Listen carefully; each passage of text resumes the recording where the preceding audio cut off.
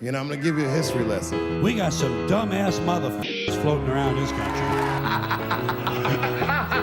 Stop laughing! And when I do, start. Also, y'all did some nasty-ass jokes on my ass, too. Funny jokes and unfunny jokes come out of the same birth. You f***ing guys are unbelievable. Why are you laughing? Evening, everyone. Welcome to another episode of Why You Laughing, a History of Comedy podcast. And today, I am pleased to introduce to you the top 10 comedy specials of 2023, end of the year edition. It's something we did last year. I kind of like the idea of doing this every year because, obviously we're a history podcast. We talk about the old times, but every once in a while, I like to update you guys on what's going on modern times, the current day. Turn you on to stand-ups maybe you haven't heard of, maybe you haven't checked out yet, maybe you heard a lot about them, but need the old Geary stamp of approval that you people yearn for so much. And I also think next week we're going to do one that we didn't do last year, Comics to Watch in 2024, which will basically just be lesser known people that maybe you haven't heard of that you should check out their stuff. I mentioned that a couple weeks ago and people seemed to like the idea. So how about this? Comment below. Let me know. Let me know if you like these top 10 lists at the end of each year for comedy specials. And let me know if you like the idea of comics to watch. And also make suggestions if you think we missed anyone. So, this doesn't need much setup. You guys know the deal. I watched a bunch of comedy specials this year. If you include the half hours and stuff that people put out, it's too many to count, quite frankly. Because back in the day, even when we were young, like when Comedy Central was putting out a bunch of stuff, I don't know if you could have done a real top 10 list just from the specials that had come out that year, because, back then, comedy specials were actually special. People weren't churning them out every single year. And then Louis C.K. kind of changed that. Like, he was good at pumping them out every year or 18 months, even though I do think some of the content suffered at a certain point. But then a lot of people tried to do that, and I think that did hurt stand-up in a way. But now what comedy specials have become are basically advertisements, so you go check these people out on the road. So it's just a different way to look at it. Like when Eddie Murphy put out something on HBO or in movie theaters, it was an actual event. And now it's like, oh, hey, this guy that I like is putting something on YouTube. Let's go support him. So it's definitely a different feel. There are a lot more comedy specials out now, and that's why you're able to do lists of the best of the year. But there are some that I genuinely think are worth checking out. And like I said, good advertisements. If these people come to your city, you should definitely go see them and support them, particularly the guys at the top in my book. But first, let me tell you to go to blindmike.net if you wouldn't mind. If you like this show, if you want bonus episodes, if you want early access to these episodes, then make sure you go to blindmike.net. And those of you that do subscribe on Patreon or our YouTube members, you'll notice that this episode came out before the end of the year. It's just the way we had to record them because I'll be away the last couple weeks of the year. And therefore, we have to talk about a couple specials that haven't come out yet that will just beat the buzzer at the end of 2023 that you guys should check out. So we have some of those to talk about as well, which we'll get to. But you get early access to this stuff. So make sure you go to blindmike.net, subscribe on Patreon, or become a YouTube member if you want bonus content and early access, or just support the show for free. That has value as well. If you just like our videos, comment, subscribe to the channel, download us wherever you get podcasts, and leave a 5-star review, all that helps the show grow as well. Tell a friend, spread the word. We appreciate it. And the best place to do that is blindmike.net. That's where all our links are. So check that out. So, like I said, there's a lot of specials. This was the same as last year. There are a lot of specials that come out that I like. And then there are a few at the top that I'm like, okay, this is a comedy special. This is something that the guy can really define their career on, hang their hat on, that people will point to in years that are fans of this person and be like, that was a great special. There's really only a couple of those a year in my book. But there were plenty of specials that I enjoyed that I want to tell you guys about. So we have our top 10 that we'll get to, but first I want to mention a few honorable mentions. And we actually have a couple of broads this year. We didn't get any more diverse as far as race, but we do have ladies involved this year, so that's a nice upgrade from last year. It is. We're diversifying our portfolio. A little bit. Yeah, next year we might get a black fella on here. Who knows? Ooh, Keith Robinson does have a special coming out next year. Yeah, that's right. Well, I'll talk about that too. Is like we're gonna play a little of Gary Gulman's trailer, and Dave Chappelle has a special coming out on December 31st. That was just announced last week after I already had this episode planned, and I was like, God damn it! You couldn't have put it on the first, so I can include it next year. Dave, I've got a schedule here. I think we can round to next year for sure. Yeah, maybe. But yeah, so let's start with Kelsey Cook. This was one that was probably in my top 10 right until the last couple weeks of this year. I thought it was great. Now, to be fair, I am partial to Kelsey Cook. I saw her open for Jim Norton 8 years ago at this point, probably like 2015. And she was nice enough. I followed her on Twitter, and she was nice enough to do my podcast. So I've kind of followed her career since then. And so I am biased, but I think she's come a long way. Believe me, if this broad sucked, I would tell you. But I thought she put out a great special. Let's hear a clip, and I'll tell you a little about it. Since no one suspects that I'm a pro football player, I love to hustle people, right? And so I usually play against other comedians on my web series, but we did this special episode where I went undercover in Vegas and I hustled drunk dudes on the Vegas Strip. So I wore this low-cut top. I talked in the worst voice. And my camera crew and I would go up to groups of guys and I'd go, Hi, my name's Kelsey, and I have this web series where I do things that I've never done before for the first time. It's called Pop My Cherry.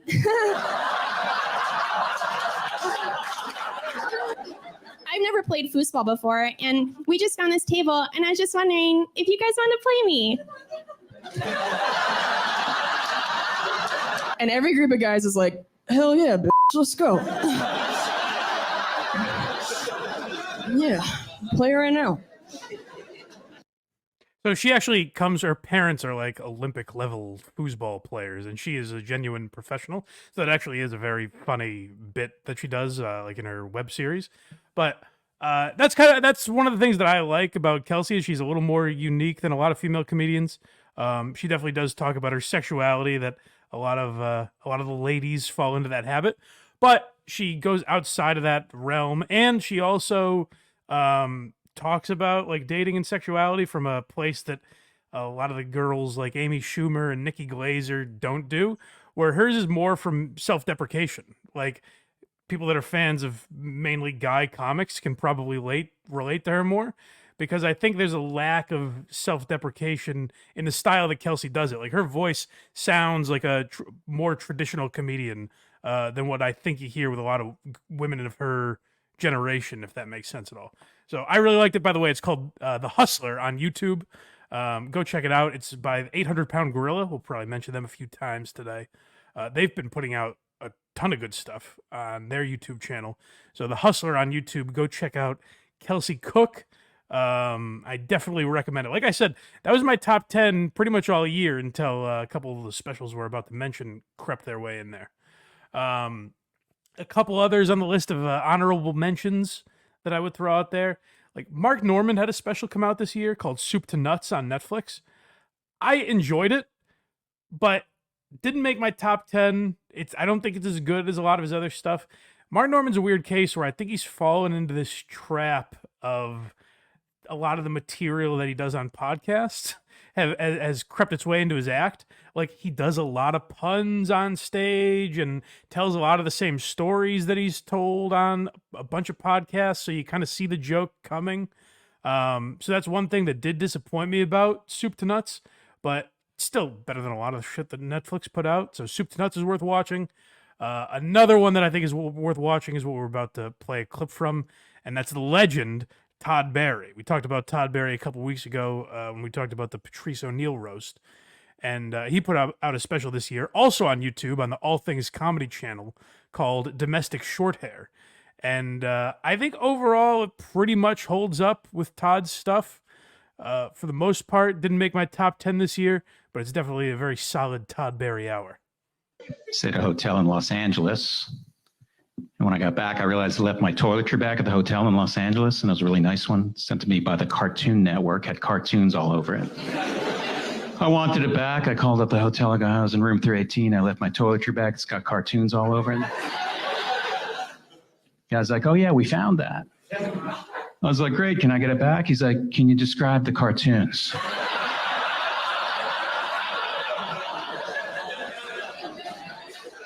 Did you think I was calling you on the off chance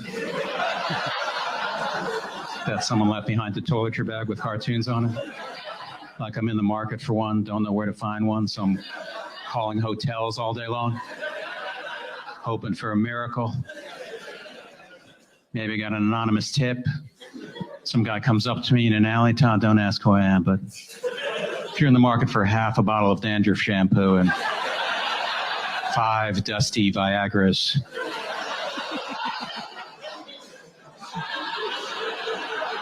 call this hotel, tell me in room 318. You left your toiletry bag, it's got cartoons all over it. What kind of cartoons? They'll never ask you that.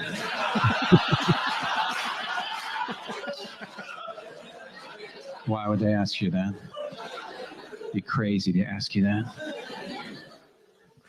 I've always loved Todd's just dry, deadpan delivery. I think he's put out other specials that are better. Even his crowd work special for it was on Netflix. I don't know where it went, but it was on Netflix 8 or 9 years ago, long before people were putting out all this crowd work. Todd Barry was one of the first guys to put stuff like that, content like that out there. I thought that was very good. Domestic Short Hair was definitely solid. I don't think it's Todd's best stuff. It wasn't in my top 10 of the year, but just on the cusp of it, just underneath that top 10. I liked Todd Barry's Domestic Short Hair a lot, so go check that out on the All Things Comedy YouTube channel. Also, final honorable mention from me would be Jared Freed on Netflix. 37 and Single, it's called. I've gotten this question a few times where people will message me and be like, Mike, my girlfriend loves Matt Rife. I don't want to go to a Matt Rife show. What's a comic I can introduce her that can bridge the gap? Like, I don't want to just start with Jim Norton, you know? Mm-hmm. How can I bridge the gap between Matt Rife and Dave Attell or Big J. Okerson or someone like that? You know, I don't want to take that leap yet. And I feel like Jared Freed is he's kind of just a funny Matt Rife. Like, he's what people like about Matt Rife. He relates a lot more to women. As a lot of his audience is women. He talks a lot about dating and overeating and stuff like that. And to me, 37 and Single, I haven't loved a lot of Jared's other stuff that I've seen. 37 Single, I thought was a very good special.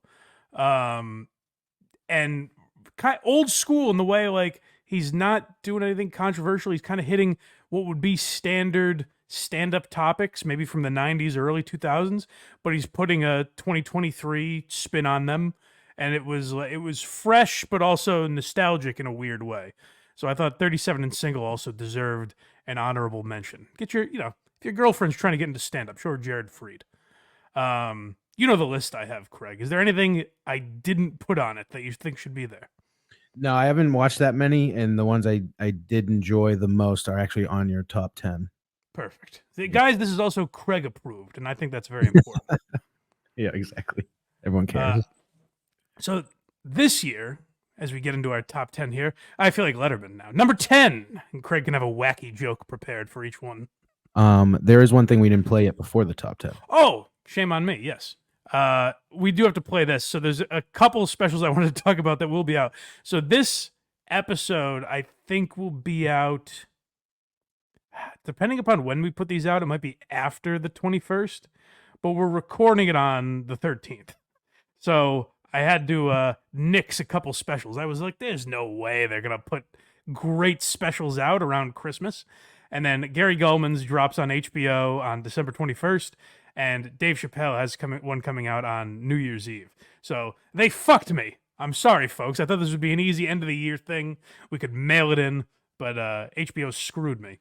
I will say, all the specials that I have on my list are from Netflix and YouTube.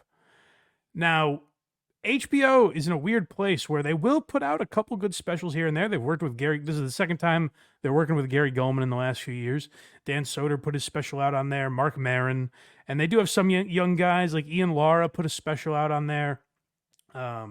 So they're in a weird place where they're not like fully in on comedy, but they're dipping their toe in. And this is the trailer for Gary Gulman's special that's coming out on December 21st. So I wanted to make sure to at least promote it and talk about it if it wasn't going to be on the list. Because I have a feeling by the time I watch it, and I will write a review, by the way. All the specials that we're talking about today, I wrote reviews for at one point during the year on Patreon. So go subscribe to our Patreon if you want that kind of content. And I will write one for Gary Gulman. So if you're wondering after we play this trailer, did Mike like it? I need to know. Then go to Patreon, please. I grew up in an oft ignored sector of Jewish people called poor. A heart surgeon will open up your chest, replace a valve, save and extend your life, $45 copay. A dentist fills miniature potholes, cash only today.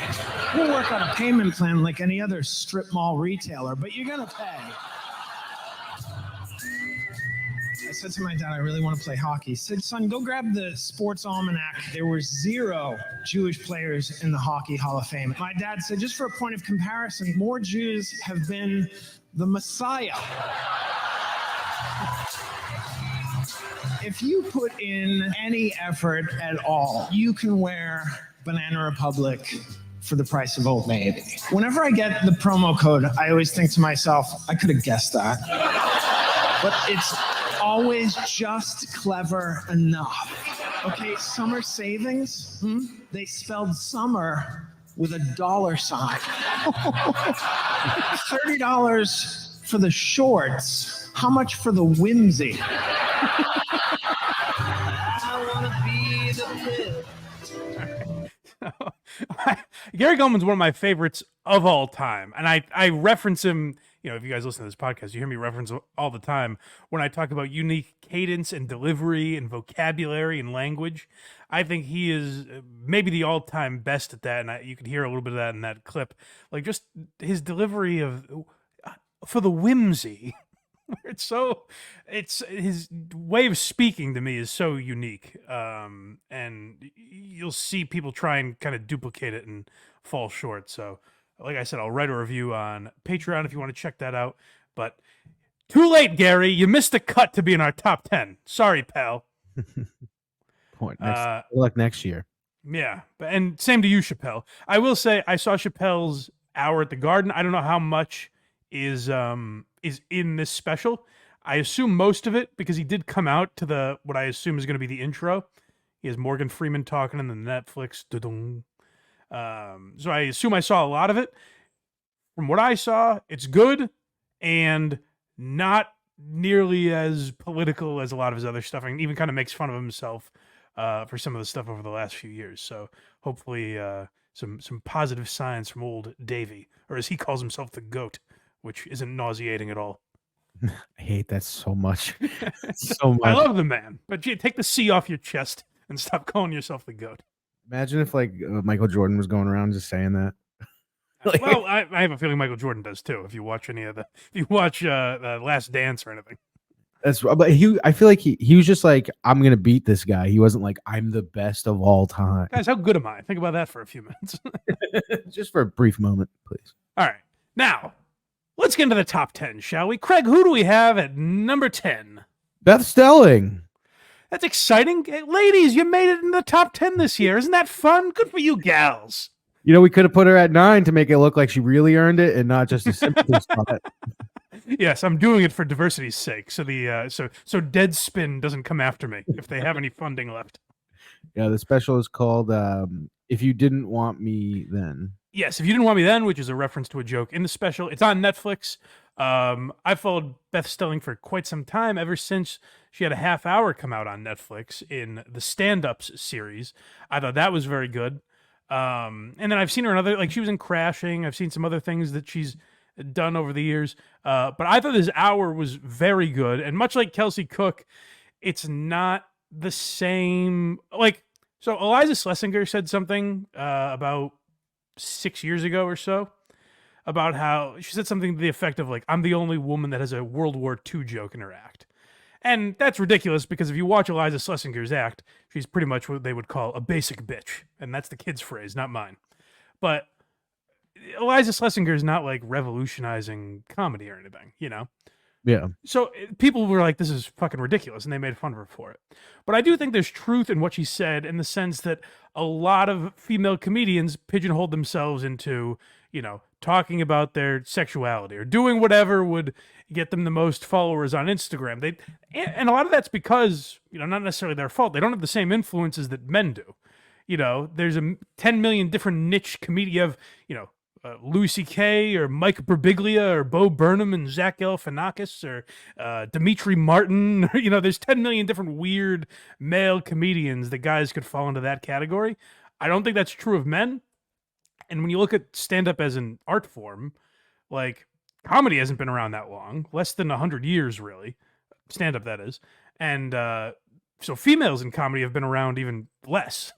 So I think you're getting to a point where you're starting to see women develop these kind of niches. And of course, there's examples that exclude the rule that I'm talking about, like Maria Bamford.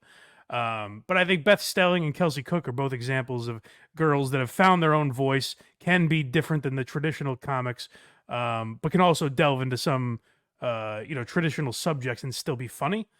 So let's hear a little Beth Stelling. We did raise us right here in Dayton, Ohio.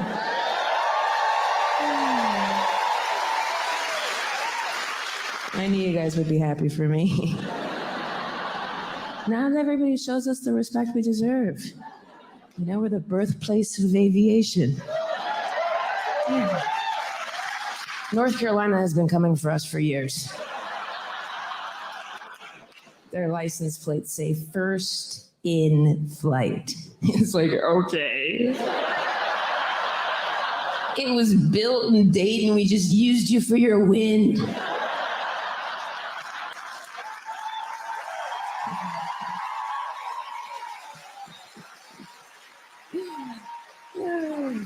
The flights were short and they meant nothing to them. Shitty hog.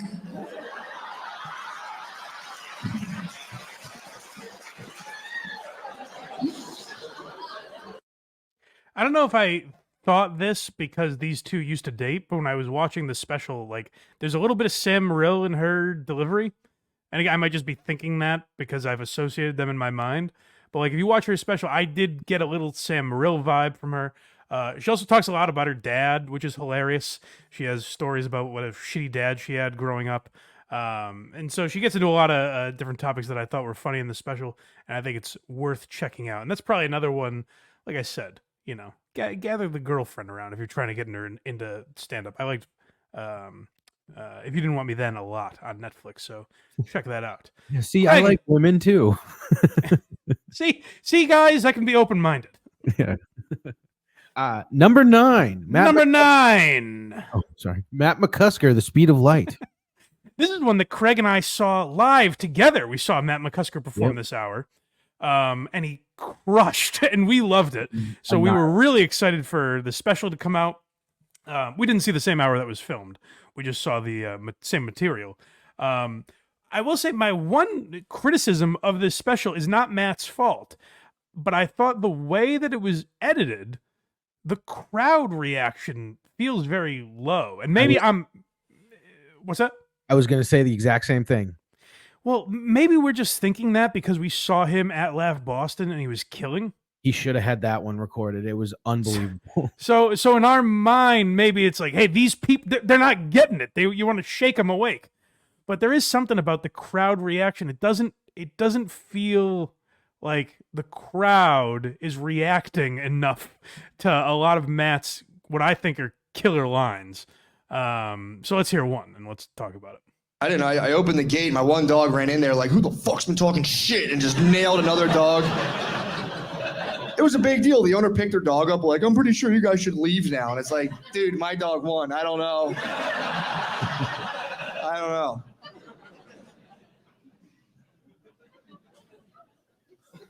People love telling you they rescue dogs, man. I see bumper stickers about it. I saw a bumper sticker recently. I was behind a car in traffic, and the bumper sticker said, I didn't rescue my rescue dog. My rescue dog rescued me. It's like, dude, call your parents, man. Just call. They'd love to hear from you. Just call them up. It's like we were in traffic. I'm like, dude, this sucks enough. Now I'm thinking about your life. My rescue dog rescued me. That's like the weirdest way to tell everyone behind you you've seriously considered killing yourself before.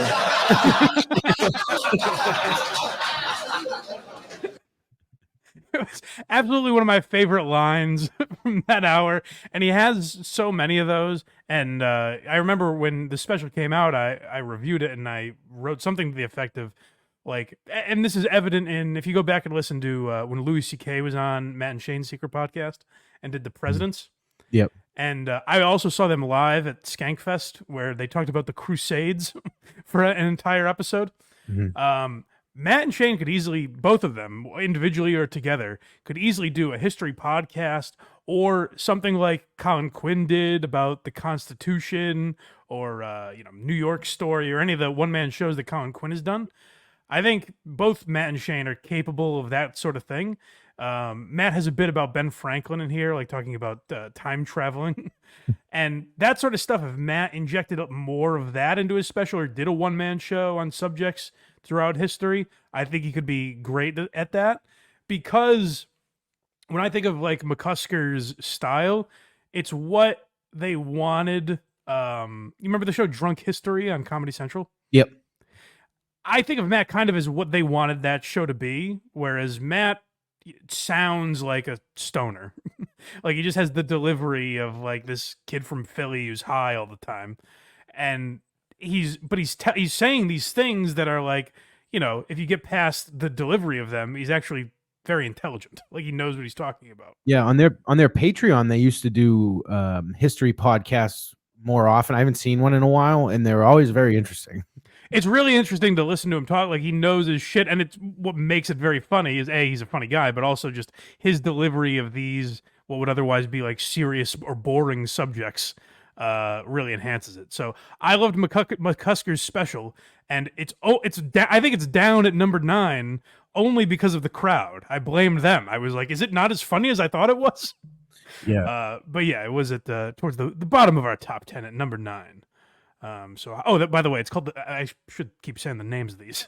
The Speed of Light on YouTube. It's on YouTube, so it's easy to find. Matt McCusker's channel, but it's The Speed of Light on YouTube. So go check that out. It did very well, but keep it bumping in the algorithm.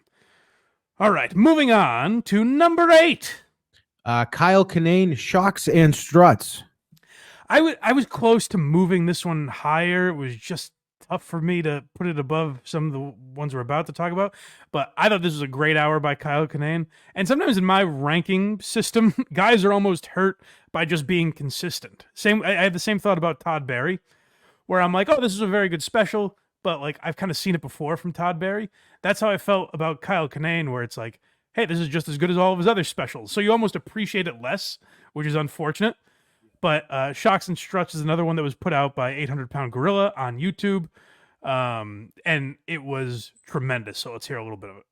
Glad the Holocaust Museum is there. It's there for education. And that's how the majority of people that go to the Holocaust Museum, they are field trips, which I find a tad ironic. That just somebody's like, we got this Holocaust Museum. How are we going to get people in there? We could transport them in against their will. It's like, whoa, hey.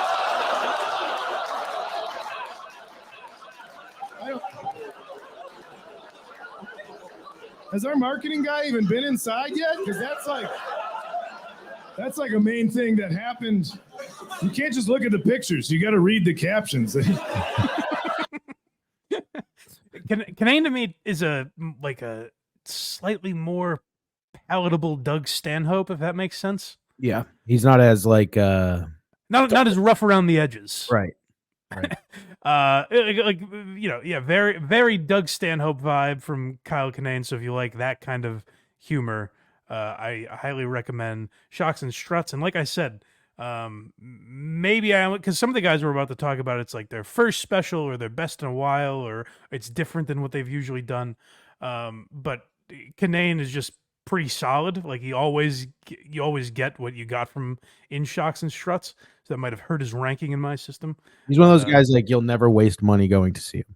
Yeah, and you know what? He's almost hurt by. It's the same with some of Louis C.K.'s specials, and Bill Burr is this way too with his early stuff, where it almost all blends together. Like it's so consistently good that you're just like, oh yeah, was that Shocks and Struts or was that the other one? You can't even really remember because it's all about the same level. Like he's just very consistent. Yeah. All right, let's move on to number 7. Stavros Halkias, Fat Rascal.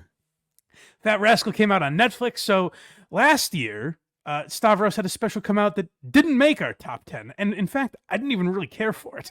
As a Stavros fan, he blew up last year. He had an amazing year. He blew up on TikTok and Instagram and built his following, putting his crowd work out.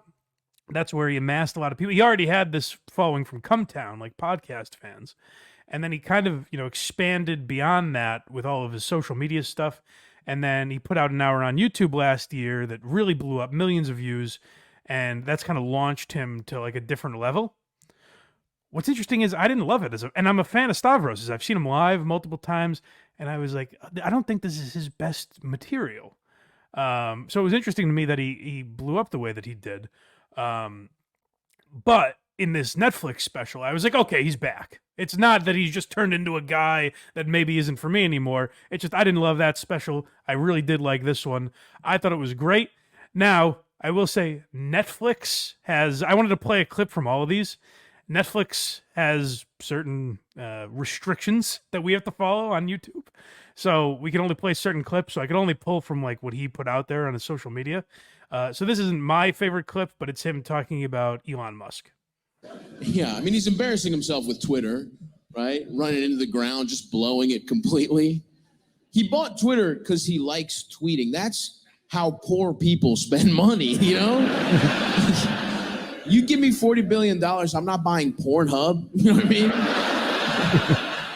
Yeah, I like jacking off. I don't know how to code or anything like that. I buy Pornhub, I'm like, yeah, put my comments to the top. Make sure everybody sees my shit. Nice breasts, Lisa Ann. Do you want to hang out sometime? No? Delete her account. I own Pornhub. So he starts with a little topical stuff like that, but that's not the crux of the special. It's not even really what he usually does.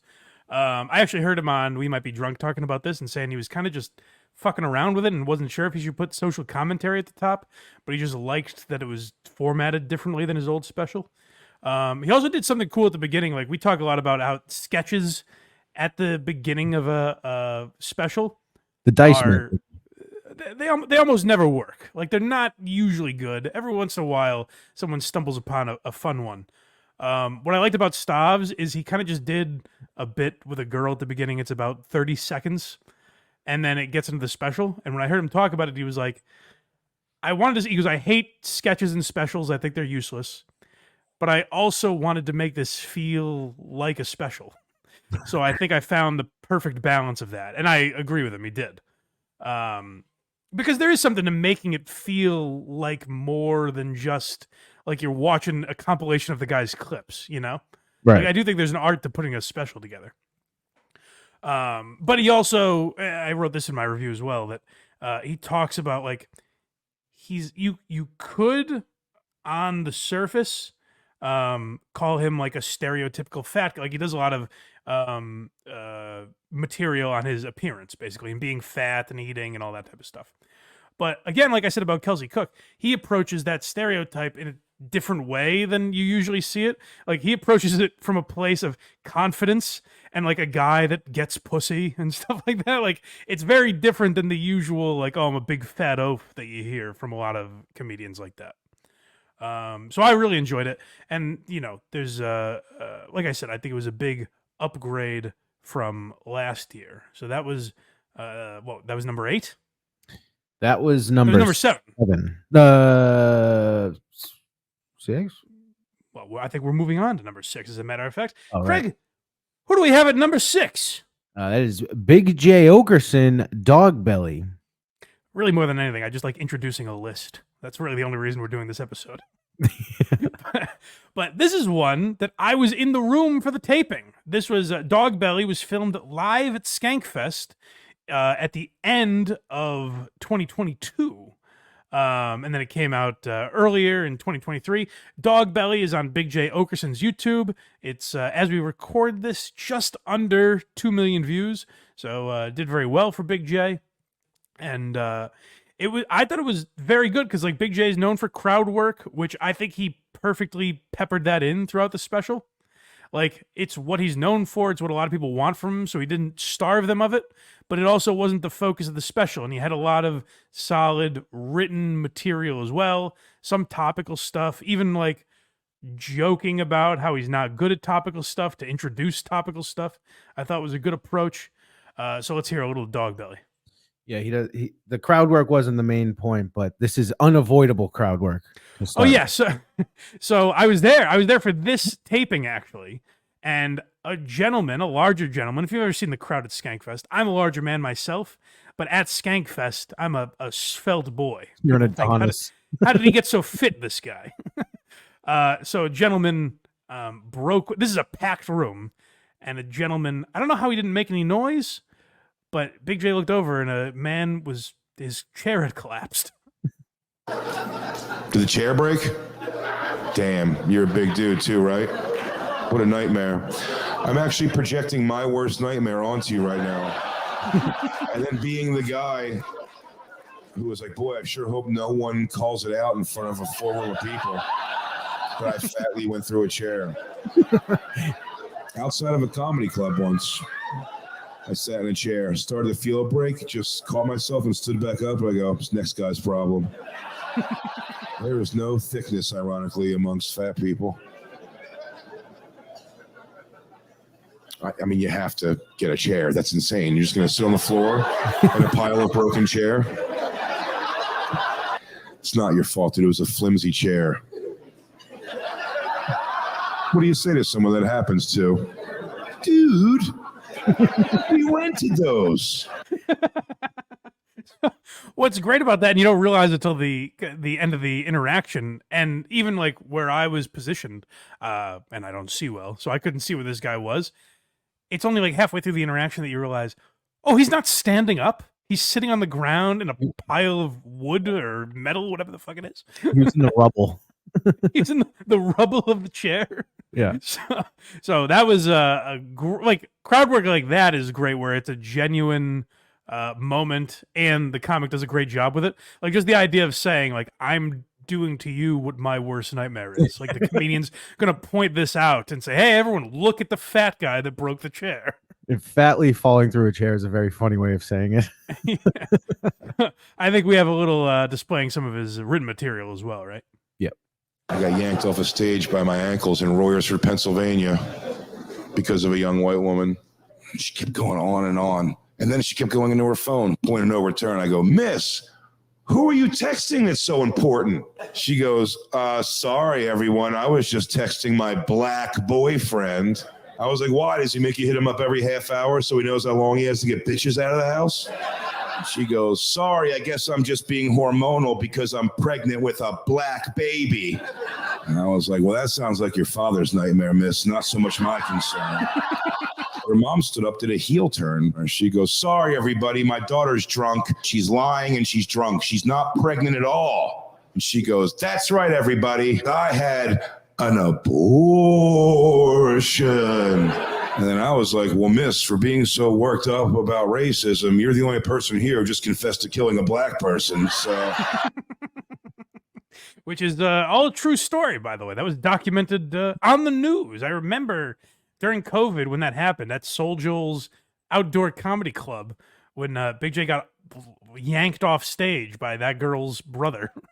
And a melee ensued. And there was a whole thing where, like, Louis J. Gomez and Jay were supposed to go to court or something for this, and they bailed on it. They were going to do, like, a Zoom court hearing or something. Yeah, and I think they just bailed and didn't do it. But it's a true story, and it was a very funny one. He talks about a lot of topical stuff. He also talks about female cops as his closer, which is very funny. So check out Dog Belly. Big J, very dirty, although I don't think this was, like, his dirtiest...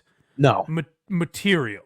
I think it is more, like I said, more topical and less sexual than a lot of his stuff. So even if you haven't liked some of his old stuff, check this one out and see what you think about it. It's not that dirty for Big J, but if you bring a lady friend who's not familiar with comedy, she's going to find it disgusting. That's what I call the Jared Freed metric, where it's like dip your toe in, Yeah. Actually, work your way up the list, honestly. Yeah. Because now we are in the top 5. We're moving to number 5. Craig, who's number 5? Nick Mullen, The Year of the Dragon. This I was excited for because Nick Mullen's a guy I have followed for 8 some odd years. Same as Stavros. I found out about him on the Cumtown podcast. And he's a guy who, like, as a podcaster, I think is extremely talented and funny and one of the more unique voices in stand-up. And I've seen bits of his here and there, like if I can recommend one, particularly about movies. Like he breaks down the film Angels in the Outfield. I think that's somewhere on YouTube. And I think someone did the thing where like they compile the video that he's talking about as well. So go find, like, he has bits here and there. But there wasn't a ton of stand-up, and like the basis of Cumtown, essentially what, like, their brand was putting zero work into the product.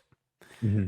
And because of that, like, Nick's a guy who, constantly talks about being depressed and wanting to kill himself and being lazy and putting no work in and all that kind of stuff. So you didn't get a lot of stand-up from him. And then when they changed to the Adam Friedland show, talk show format, they made a YouTube and they built a studio and they seem to be putting a lot more effort in. And then earlier this year, I see Nick start posting clips of his stand-up on Instagram. And I'm like, oh, he's putting more, he seems to be more part of the world. Like he wants to promote himself finally. And then that all culminated in The Year of the Dragon on the Adam Friedland Show YouTube channel, which as we record this, it only came out a little over a week ago.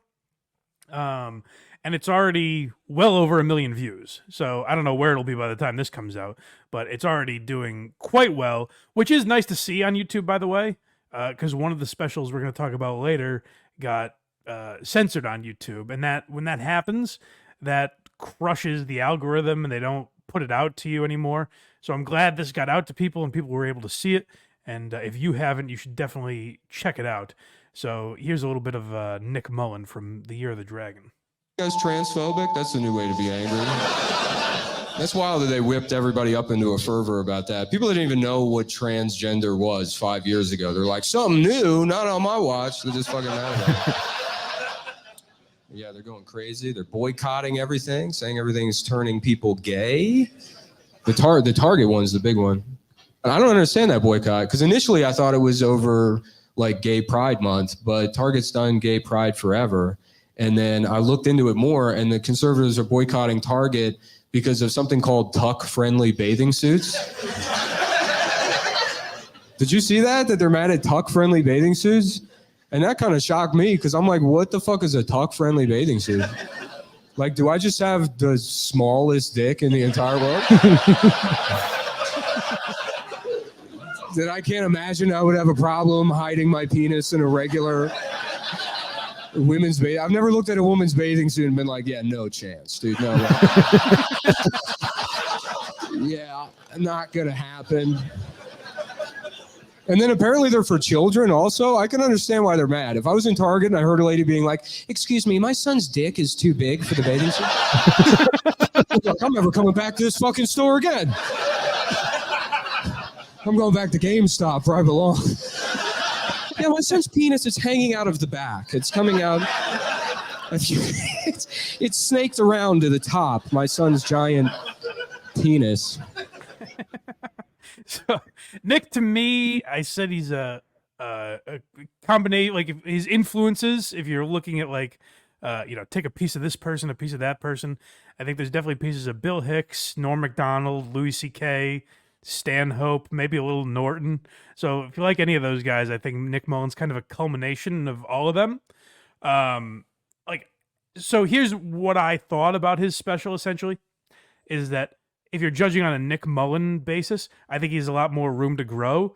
I think some of the punchlines, like based on the material he's given you on the podcast through the years, I think he could have dug a little deeper and found more than what he got. But if you're just judging it against other comedians or especially people's first ever hour of stand-up. I thought this was really great. I think the way he gets into social commentary is so unique, and you can't constrain him to any political party or ideology or anything. I think he's a very rare voice.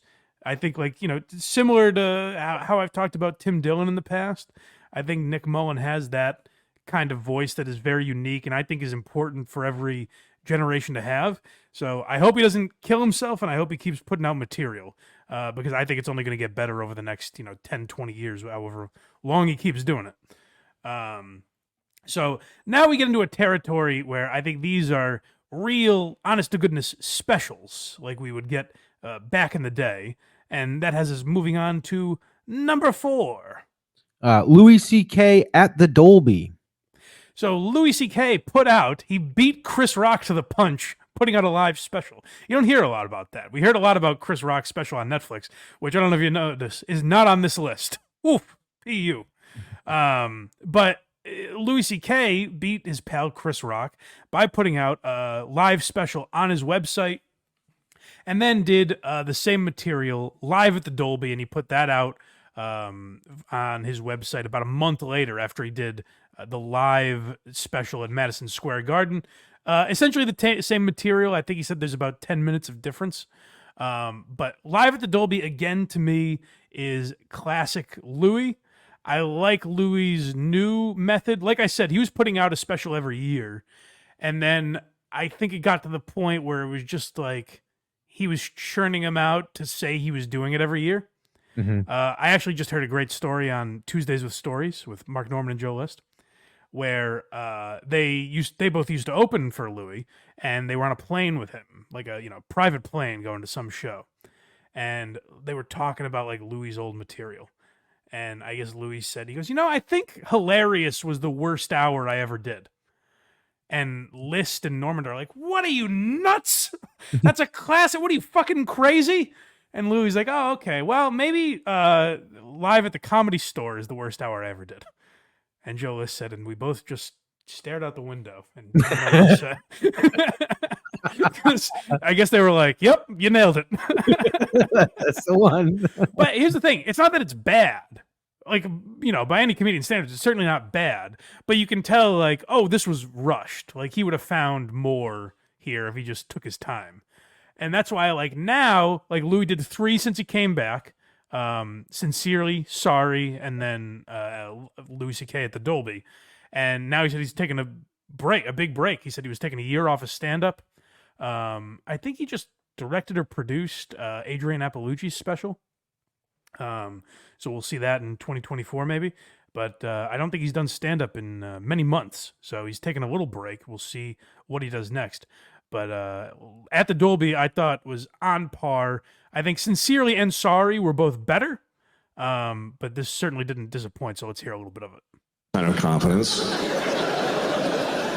Here's another kind. Moral confidence. Moral confidence. That means knowing that you would do the right thing. Knowing that you wouldn't do something wrong. Moral confidence. You can have that in your daily life because a lot of your days are the same. But what if you were in another time? Like, I would love to believe, I feel confident that I would not have had slaves. I wouldn't have done it. I wouldn't have done it. I wouldn't have had any. Even if I lived in 17 whatever in Virginia and all my neighbors had slaves, I would have been like, you guys are dicks.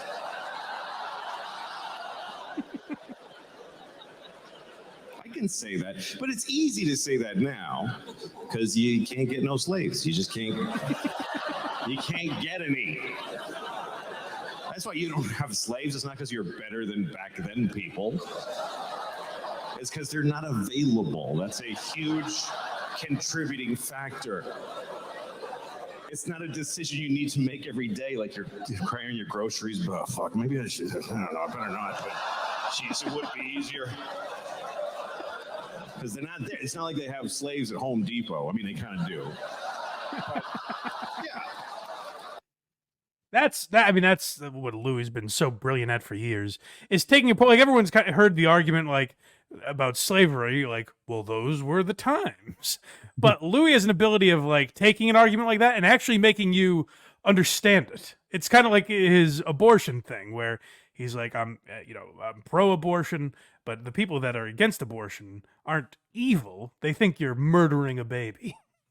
Right. And his ability to like to break down topics like that, I think is legendary. It's what he is best at, and I think he kind of started that trend. You'll see a lot of people do stuff like that now, but I think Louis, among other people, was kind of at the forefront of that sort of humor. So Louis C.K. at the Dolby, highly recommend. You can still get it on his website.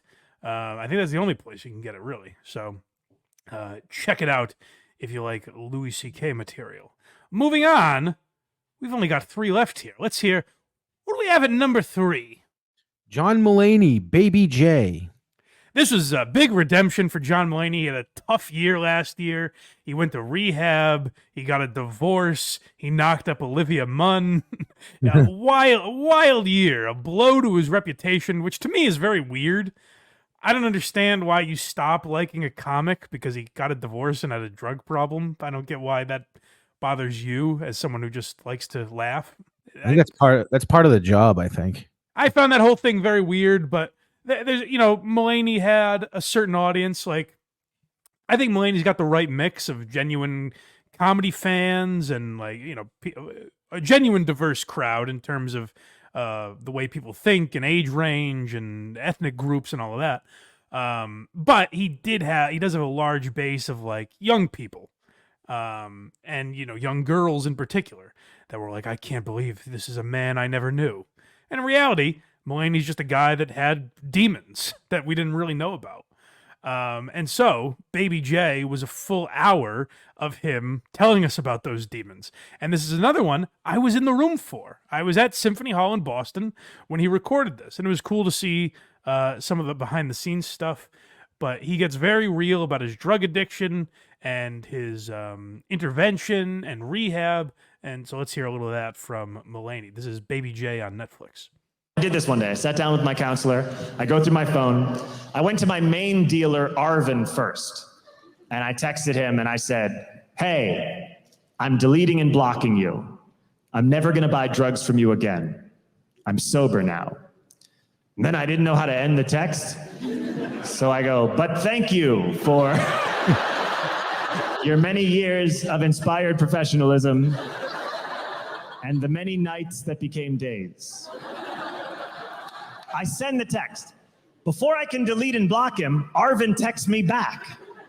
He goes, hey, I'm so proud of you for getting sober.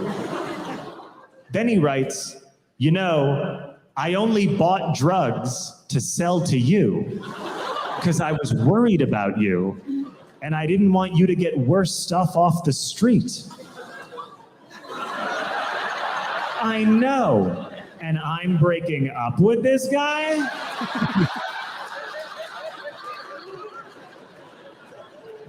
So I can't delete him now. I text him back. I go, you sweet man. I say, you only bought drugs to sell to me? He says, yeah. I say, did you sell drugs to other people? He says, no. Then I say, hey, this is a weird time to ask, but are you a drug dealer? He goes, no, I'm a painter. We talked about this.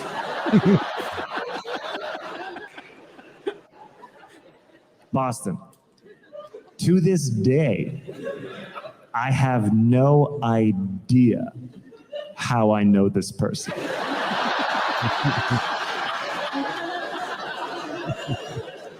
So I text him back and I say, how did it come to be that you sell me drugs? And he wrote back, I don't know. You just kept asking. I like that story because there are many tales of drug dealers who have turned innocent people into drug addicts. I might be the first drug addict to turn an innocent man into a drug dealer. It's great because it's like some of the stories that Mulaney tell you would expect from like Kinnison or something, like some like wild man from the 80s. And it's this, whimsical, boyish guy wearing a suit with a clean delivery. Like, it's very funny to hear his stories, and I think it was very like ballsy of him to put that out there and kind of completely change how some people will think of him. Now, I was also a John Mulaney fan, and this doesn't suddenly change my perspective on him at all. And what's funny is, like, over the years, he did talk about like drug use and drinking and all that kind of stuff, and I guess people just didn't realize the extent of it, and so it was a shock to them when it came out. But like, he has some genuinely very funny stories of the world of drugs. Like, he also talks about the doctor that was writing him prescriptions, which is a story, by the way. He talks about tricking a doctor into giving him drugs in an early special, and yet none of us were like, hey, maybe he has a problem. But he talks about this Dr. Michael who would write him prescriptions. He would go to his apartment, and then he said every time he would write a prescription, he would say, hey, do you want a flu shot? And Mulaney goes, aw, he wanted to be a real doctor. So it's very funny, and it's cool to hear like a guy like Mulaney telling these stories because it's very unexpected. But I thought it was very well done. Kind of one-man show-ish in the sense... I hate the term one-man show because like people use that for Colin Quinn all the time. They even used it for Ari Shaffir's Jew, which was number 1 on last year's list. So those are just stand-up. They just happen to be about a topic. Like, I think of a one-man show as like, screaming about a trauma that you suffered. But I guess these fit the one-man show category. So in that world, this was kind of a one-man show by John Mulaney, and I thought it was really well done. Not his best material. I still think either New in Town or Kid Gorgeous are his best special. But this was very different than the type of stuff he usually talks about, obviously. And, as far as the year goes, it was right near the top in my book. So moving on, we only have 2 left. I think if you know me, you can probably guess who the top 2 are. You better Let's be. Write in the comments. Write in the comments before you hear it. Take a guess. Right now, yeah, guys, before pause and guess who old Mikey's about to put at number 1. Because number 2 is who, Craig? Shane Gillis, Beautiful Dogs. Yeah, this was a tough one. This was tough for me to not put at number 1, but you'll see why I didn't in a minute. I still think Shane Gillis Live in Austin is one of the best specials to come out in the last 10 years or so. But Beautiful Dogs on Netflix was, his jump into the mainstream, quote unquote. I guess by the standard of Live from Austin, it's a notch below, but not even a whole notch. I like Live in Austin a little bit better. But Beautiful Dogs was really great. And he hit all the same Shane Gillis stuff that you want from him. And he has people like, people will message me or I'll see comments and stuff talking about how, and in a positive way, it's like people like Craig probably that are very excited that he's like a right winger when it's like, that's not what he is at all. And if you listen to him, he says he's not yet. He's early onset Republican. That's what's great about him is he kind of like dupes you into thinking he's like, pigeonholing him in a certain stereotype. But let's hear a little from Beautiful Dogs on Netflix. Trump gave what I think was probably one of the greatest speeches of world leaders given. It's got to be up there with like Churchill, Gettysburg Address. It's the night the United States killed the leader of ISIS. Trump comes out of the Situation Room at like midnight in the White House, and he walks down that fucking tunnel like and gives a press conference like he's giving a post-game NBA and just goes, Abu Bakr al-Baghdadi is dead. He died like a dog. I didn't change one word of that. That's what he opened with. And then he did 40 minutes. The speech is 40 minutes. The meanest shit talk you've ever heard in front of the whole world. Abu We could hear him crying. I said, Abu, don't cry.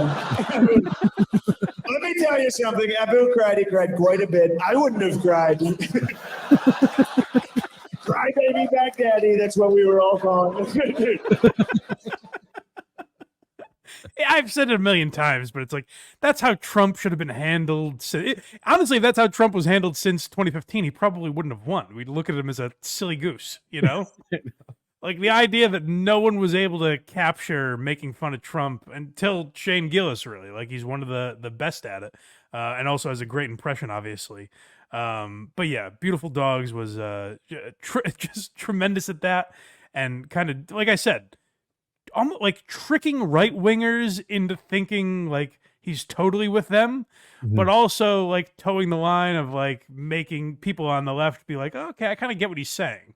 You know what I mean? Like he's like Louis C.K. in that way, but the opposite. Like Louis clear Democrat, but like he does the same to people on the left where they're like, oh, he's one of us, but also the people who are on the right are like, okay, I see where he's coming from actually. Yeah, Louis in his 3-piece suit endorsing Hillary on late night. I think we know. That was a mistake. That was, yeah, wait till we see Shane doing that in 6 years. Oh, I'd throw up in my mouth.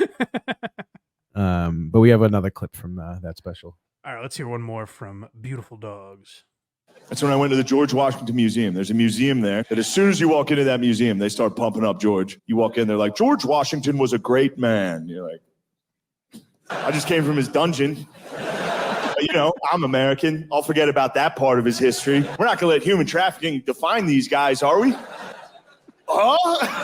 Going through the museum, I'll admit, I had girl brain towards George from what I'd seen. I was still mad at him. I was going through the museum. I was like, George Washington, fucking asshole. Like, George Washington had red hair, the ugly bitch.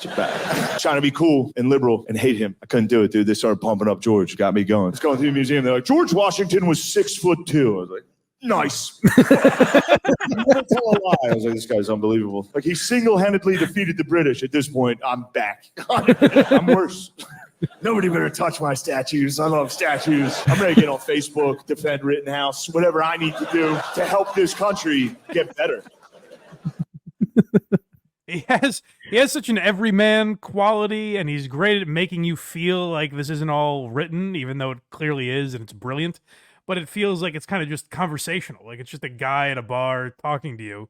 And I think that's his appeal and why he's started to resonate with so many people. As, you know, Shane Gillis called me the first true believer. I called this guy in 2018, for Christ's sake. You know, not bragging. I'm not taking credit for his success. Just saying I was there first, you know? But yeah, check out Beautiful Dogs if you haven't. Truly one of the best specials of the year, obviously. But we have to talk about my favorite of the year, which anyone that knows me probably guess what it is. And it's one that has been demonetized by YouTube. What is it, Craig? Leading us off at number 1. Joe List. It is called Enough for Everybody. I haven't seen That's this. Right. Enough for Everybody. I thought a great special. Again, like so many of these other guys, including Shane that we just talked about, just consistent. Like it's hard for me to pick this year's material. I Hate Myself or Enough for Everybody. Joe List's 3 YouTube specials now. He's kind of been on the 1-a-year track as well the last few years. But this was great. And to me, like, there'll probably be arguments in the comments. Guys, sound off in the comments if you think I'm wrong. But the reason Joe List was over Shane Gillis to me is just because I relate to the guy so much. I don't know if there's anyone in the history of comedy that I relate to his personality, the way I relate to Joe List, in the way he talks, the things he talks about, his delivery, everything. So like I truly love listening to Joe List. I thought this special was on par with some of the others. Now the problem is he says a naughty word in the first 10 minutes.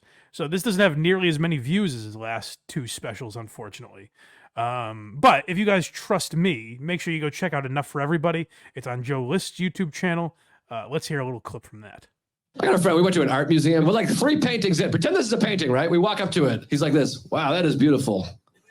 Feel that. And he's making this face like, And I was like, are you joking? Because if you're kidding, that's hilarious. And he was like, what? I was like, you don't touch paintings? And then he goes, why?